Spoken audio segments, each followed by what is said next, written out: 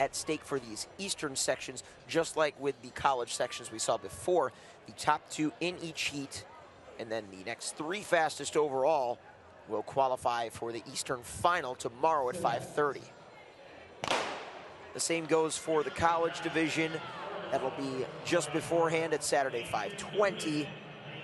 Top 2, not so easy to get when you've got a total of 8 teams on the line. Got to really show your final to be made tomorrow. So just to quickly give a sense of what is at stake for these Eastern sections, just like with the college sections we saw before. The top 2 in each heat, and then the next 3 fastest overall will qualify for the Eastern final tomorrow at 5:30. The same goes for the college division. That'll be just beforehand at Saturday, 5:20. Top 2, not so easy to get when you've got a total of 8 teams on the line. Got to really show your worth and belonging out here. Well, that is critical information to know. These ladies will be fighting to advance their weekend and move on to Saturday. Let's just not make it 1, let's make it 2.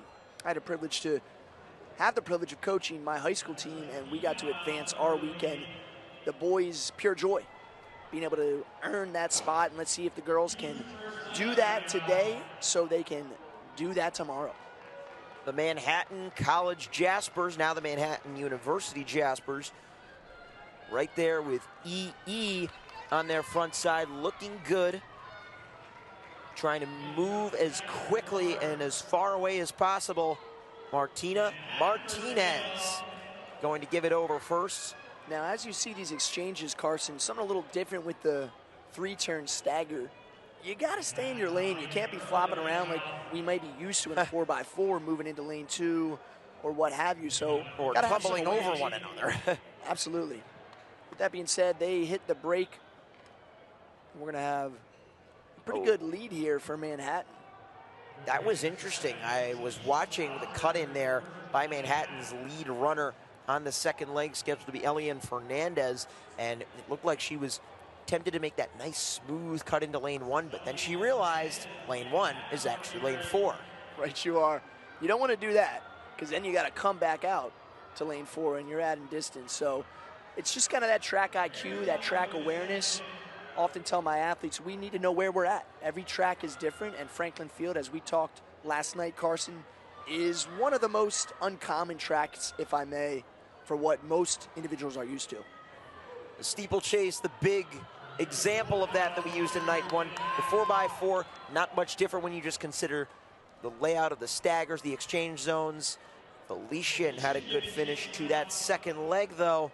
They have moved themselves into second place over another recently changed college to a university, Marist. The Red Foxes in third out of East Stroudsburg, and then Lock Haven in 5th, now into 4th. Well, how about Felician? That's Fitzpatrick. They're now first. Quite the move, very strong leg as the Red Foxes move into second, perhaps entering your screen in a moment, but Felician is having what looks to be, from the naked eye, one of the finest legs so far in this heat. Felician, Red Foxes of Marist, and then Manhattan. Julia Cropo matching the move, though. She's trying to give Marist a chance or a chase down in this final lap. And look at that exchange, a difference maker by the Red Foxes from Poughkeepsie, New York. Catherine Catape of Felician had to really sit and wait for her third leg, Fitzpatrick, to hand off that stick. Definitely giving the opportunity for Marist Anchor to take the lead, and that's what she's done.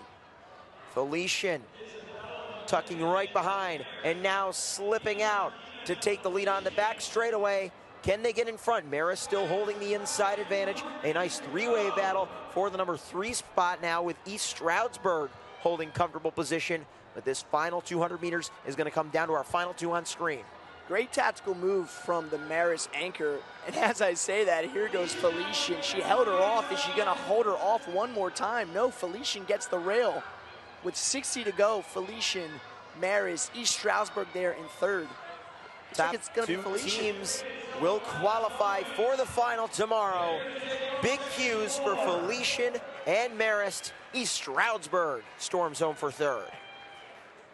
That was an exciting one on that anchor. They both got the stick nearly interchangeably as far as first and second, but it is Catherine Catape who leads the way 59.03 to Marist in second. Felician coming from Rutherford, New Jersey, just west of East Rutherford.